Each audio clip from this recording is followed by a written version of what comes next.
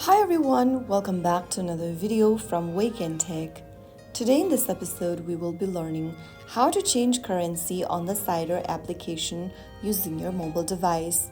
If you want to switch the currency display in the Cider app, whether you are shopping for trendy outfits or managing store credits from overseas, the process is quite easy. So first of all, open up the Cider app on your mobile device and log into your account. Once logged in, tap on the Me button at the bottom right corner. From the Me menu, tap on the Gear button at the top right. This will bring up the Settings menu. From the Settings menu, tap on Currency. Now from the Currency option, select a different currency you want to change to. And soon after you do that, you will be able to update or change your currency on Cider application. You've successfully updated your currency setting in Cider app. Now you can enjoy seeing prices in a format that makes sense to you.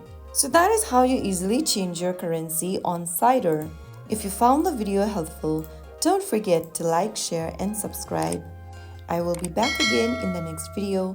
Thank you for watching.